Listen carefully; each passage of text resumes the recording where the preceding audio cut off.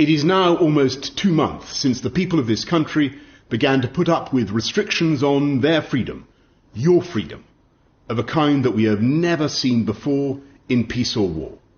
And you have shown the good sense to support those rules overwhelmingly. You've put up with all the hardships of that programme of social distancing because you understand that as things stand, and as the experience of every other country has shown, it's the only way to defeat the coronavirus, the most vicious threat this country has faced in my lifetime. And though the death toll has been tragic and the suffering immense, and though we grieve for all those we have lost, it is a fact that by adopting those measures we prevented this country from being engulfed by what could have been a catastrophe in which the reasonable worst case scenario was 500,000 fatalities.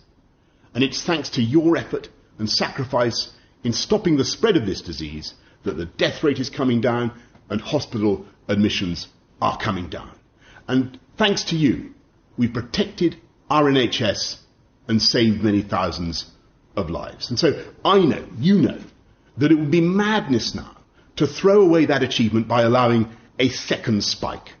We must stay alert. We must continue to control the virus and save lives.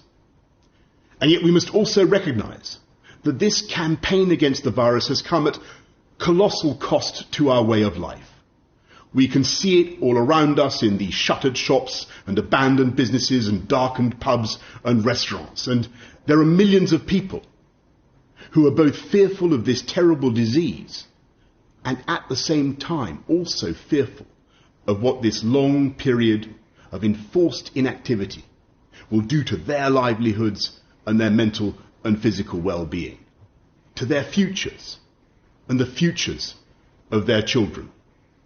So I want to provide tonight for you the shape of a plan to address both fears, both to beat the virus and provide the first sketch of a roadmap for reopening society, a sense of the way ahead, and when and how and on what basis we will take the decisions to proceed. I'll be setting out more details in Parliament tomorrow and taking questions from the public in the evening. I've consulted across the political spectrum, across all 4 nations of the UK.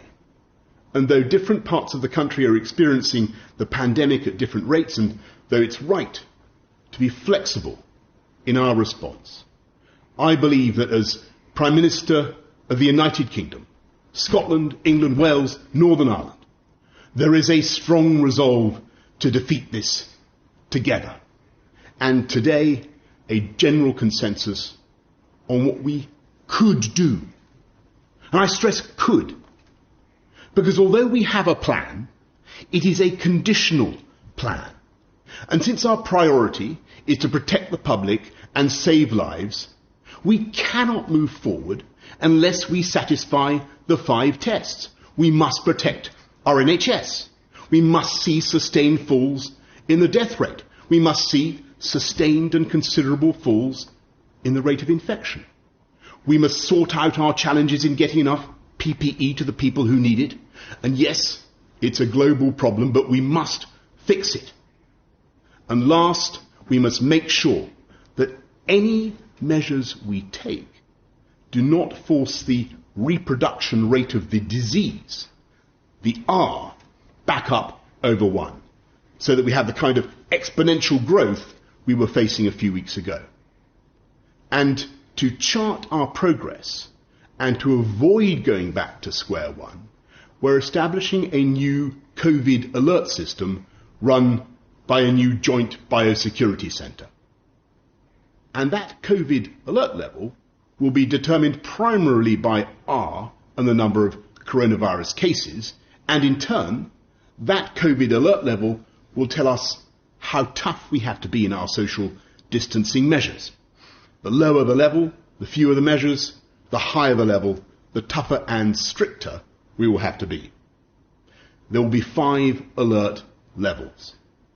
Level 1 means the disease is no longer present in the UK, And level 5 is the most critical, the kind of situation we could have had if the NHS had been overwhelmed. Over the period of the lockdown, we've been in level 4, and it's thanks to your sacrifice we're now in a position to begin to move in steps to level 3. And as we go, everyone will have a role to play in keeping the R down by staying alert and following the rules. And to keep pushing the number of infections down, there are 2 more things we must do. We must reverse rapidly the awful epidemics in care homes and in the NHS, and though the numbers are coming down sharply now, there is plainly much more to be done. And if we're to control this virus, then we must have a world-beating system for testing potential victims and for tracing their contacts, so that, all told, we're testing literally hundreds of thousands of people every day. We've made fast progress on testing, but there is so much more to do now, and we can. When this began, we hadn't seen this disease before, and we didn't fully understand its effects.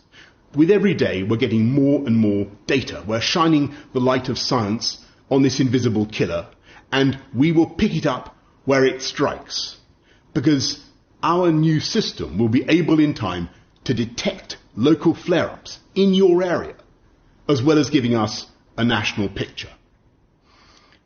And yet, when I look at where we are tonight, we have the R below 1, between 0.5 and 0.9, but potentially only just below 1. And though we have made progress in satisfying at least some of the conditions I have given, we have by no means fulfilled all of them. And so, no, this is not the time simply to end the lockdown this week.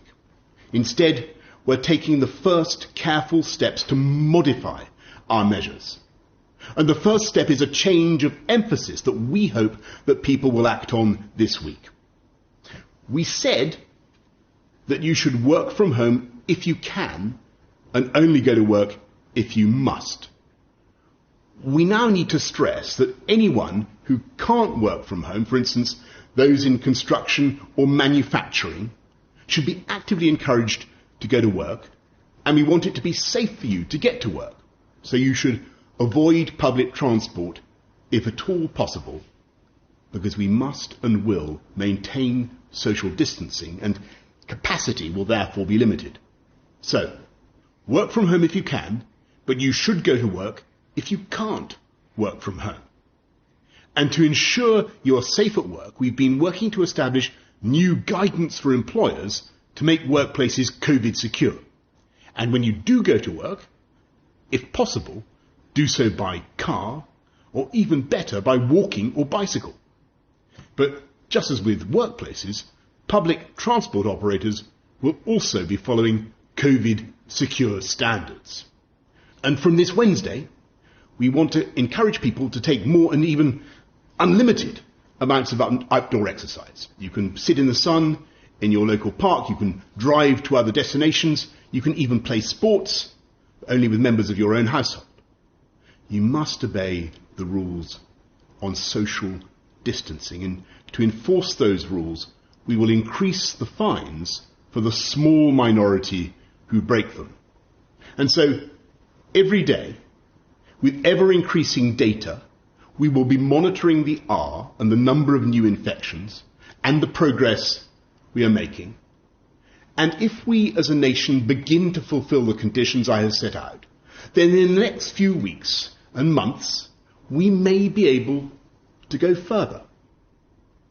In step 2, at the earliest by June the 1st, after half-term, we believe we may be in a position to begin the phased reopening of shops and to get primary pupils back into schools, in stages beginning with reception, year 1 and year 6.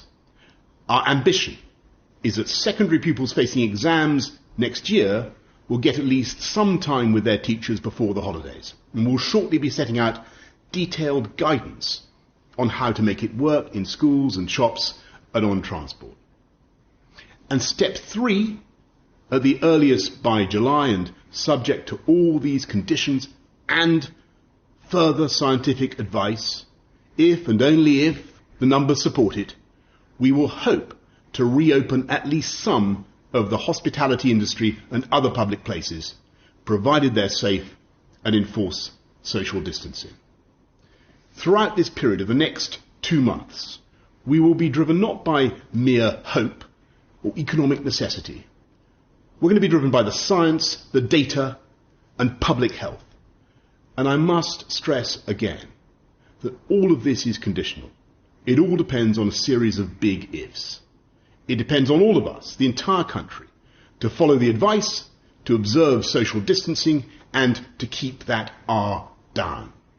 And to prevent reinfection from abroad, I'm serving notice that it will soon be the time, with transmission significantly lower, to impose quarantine on people coming into this country by air.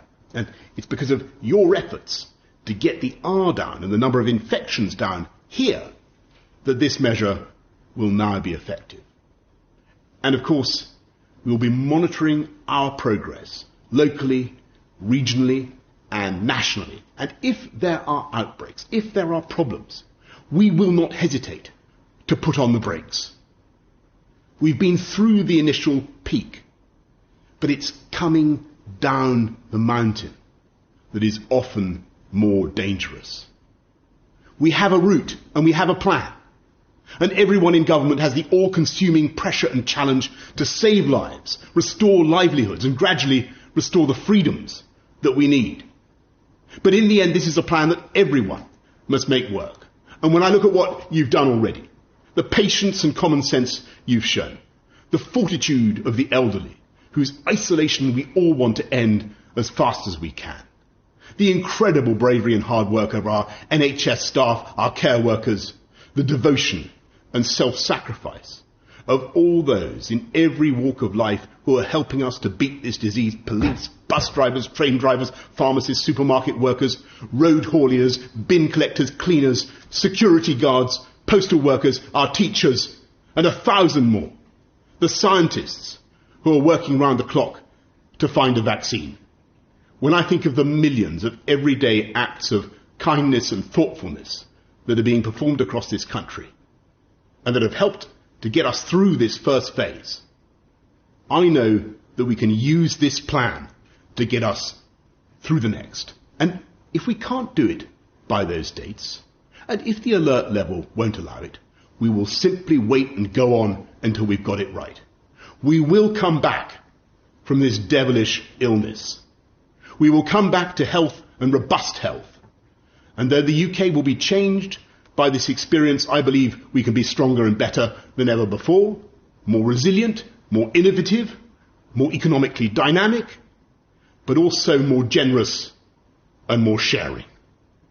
But for now, we must stay alert, control the virus, and save lives. Thank you very much.